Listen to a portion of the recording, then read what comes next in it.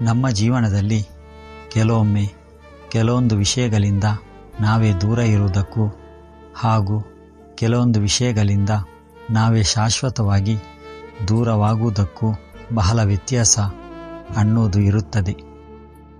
ಆದರೆ ಅದು ಅರ್ಥವಾಗದೆ ನಮ್ಮ ನಿರ್ಧಾರಗಳಿಂದ ಜೀವನವು ಕೂಡ ಕೆಲವೊಮ್ಮೆ ಗೊಂದಲಮಯವಾಗಿ ಬಿಡುತ್ತದೆ.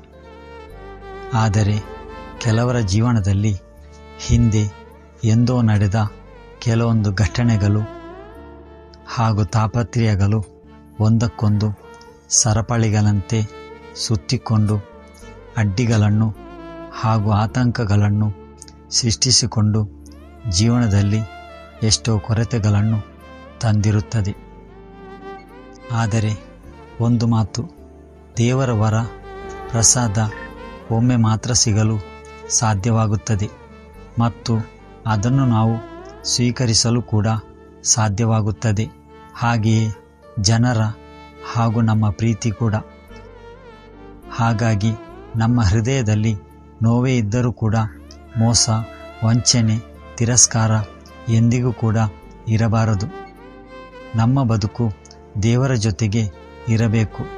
ನಾವು ಕಷ್ಟ ಸುಖ ಹಂಚಿಕೊಳ್ಳುವುದು ಕೂಡ ಆ ದೇವರ ಜೊತೆಗೆ ಆಗಿರಬೇಕು.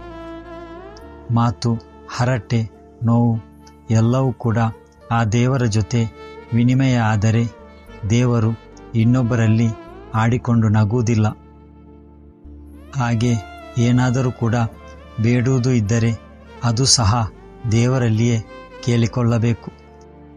ಏಕೆಂದರೆ ಮಾನವ ಕೊಟ್ಟರೆ ಮನೆತನಕ, ದೇವರು ಕೊಟ್ಟರೆ ಕೊನೆತನಕ ಅಂತ ಗಾದೆ ಮಾತು ಇದೆ.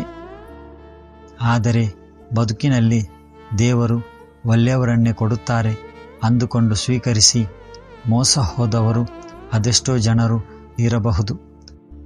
ನಾವು ಒಮ್ಮೆ ಪಡೆದ ನೋವಿಗೆ ಔಷಧಿಗಳನ್ನು ಮಾಡುವುದೇ ಈ ಬದುಕಾಗಿರುತ್ತದೆ. ಮನಸ್ಸಿನ ನೋವಿಗೆ ಇದುವರೆಗೂ ಯಾವುದೇ ಮುಲಾಮು ಕೂಡ ಇರುವುದಿಲ್ಲ, ನೆನಪಿರಲಿ.